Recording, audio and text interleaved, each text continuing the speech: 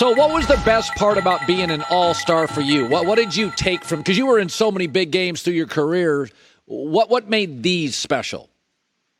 Well, you couldn't wait to get there and represent your team. It was such an honor. And to play with some of the guys that you competed against, you felt like you checked into that extra league. And just rubbing elbows with the likes of those veteran players when I was a rookie and seeing how the whole thing transpires, it's kind of surreal. When you're young, you just can't wait to experience it. And then when you get a chance to do it multiple times, it never gets old.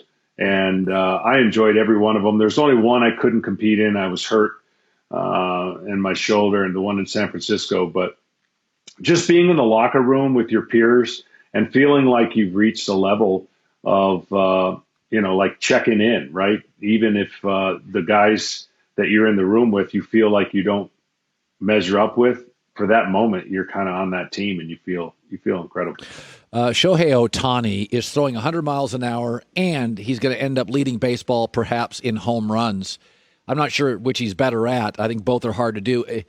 I'm trying to think of the most talented baseball players I've ever seen. Dave Winfield always struck me as an insanely talented guy. Are you kind of blown away? Did you think he would be this good in the bigs?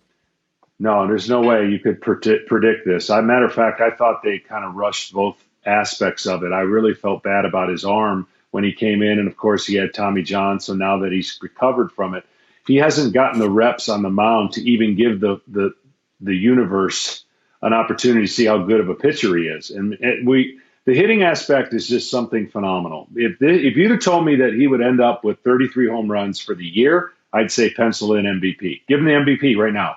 That's how great of a year he's having. It's only the first half. I know we are in an era where there's a ton of home runs, and proportionally, Babe Ruth hit way more home runs proportionally than the league did as opposed to Ohtani. But what Ohtani is doing, you just can't comprehend. As a pitcher, my whole life, I had to spend the whole week trying to get ready for 5 days to pitch. He's spending the week sharing energy and trying to do both. It's just not possible to do this at the level he's doing it. And I tell people all the time, and I know they shake their head at me like I'm crazy. I'm telling you, if he never hit again and all he concentrated on pitching, he'd be the best pitcher in the American League, hands down. And I know that's a big time statement to say, but when you're a pitcher, you need about 90 to 100 starts to figure it out. He's roughly a quarter of the way there, and he's having to share the duties with a high level, by the way, offensive attack that he puts on. So this is as talented as it gets. Maybe Bo Jackson when he played baseball and football, a combination of power and speed. Deion Sanders, again, with the speed and playing two sports. This guy's playing one sport, but two different positions, and making it look like it's no big deal. Yeah, that's really well put. The world we live in now is a specialized world. You have a setup man and a middle guy. He's facing setup people and blowing through them. I mean, the idea, we say this all the time, Michael Jordan tried to play baseball. He couldn't. To do two things well is just unbelievable. By the way, the Mets' Pete Alonso, is he the best pure power hitter? Is he a throwback? What do you make of what he's doing?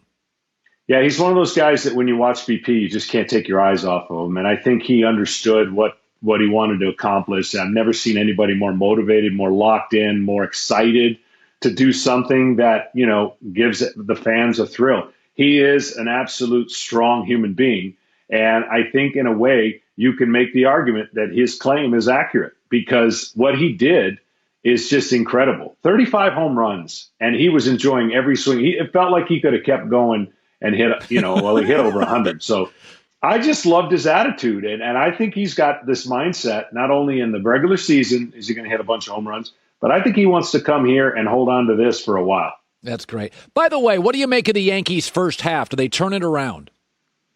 I think they do. I'm one of maybe the few people that think they do. I know they become one way in their right-handed power batting lineup with not much flexibility and maneuverable. The lineups just can get eaten up by right-handed relievers and starters. But here's what I think. I think their bullpen's got to get better and healthier. I think their offense is going to be much better than it is. And if they get any health in their rotation, the Yankees are built to slug people. Yep. And they're going to slug a little bit more than they have. Now, whether that's enough to catch the teams in front of them, I still think they got a chance when they come out of the break. They play the Boston Red Sox a bunch of times. They play the Rays. They got teams in front of them that they can do something about. But there's no doubt, offensively, they hide more warts than they do than any other team does. And if they don't hit and slug, then the answer is no. By the way, National League West is tough. What do you make of the Giants? If you look at the Giants roster, you don't see a bunch of names you recognize, and yet here are the Dodgers in a real battle with the Giants. My guess is the Dodgers just have, there's so many games over the course of a season they would wear you down. Your thoughts about them ending back in the series? Yeah, I think the Dodgers have the best chance. They're the deepest team. They have, obviously, the experience. They weren't healthy most of the first half as far as their lineup construction. Their lineup's getting healthier and getting better. Their pitching is second to none. Look, the best story in baseball is the San Francisco Giants and the Boston Red Sox. I don't think anybody who knew a lot of baseball thought these two teams could compete this late and be this good. And you got to tip your hat to both organizations for not, giving up on not only, this is not a rebuild for San Francisco. This has been a resurgence. And I love the fact that when people tell you you're old or you have an old roster based on a computer output, I like the fact that the team has a little chip on their shoulder to show that they can get after a year healthy and they're not too old. So it's going to be a fun NL West. It looks like 3 teams could possibly go to the playoffs if they can continue, but there's going to be a lot of beating each other up there at the top, and I still think the Dodgers have what it takes to win the division, but it's more than likely going to be 3 teams that come out of that division for the playoffs. All right, 5th consecutive year you're doing the All-Star game. By the way, we got a minute left. Who was the greatest hitter you ever faced in an All-Star game? Tony Gwynn. I mean, he was the greatest hitter I ever faced, period. And I would not want to face him with runners on. I just never want. I couldn't strike him out.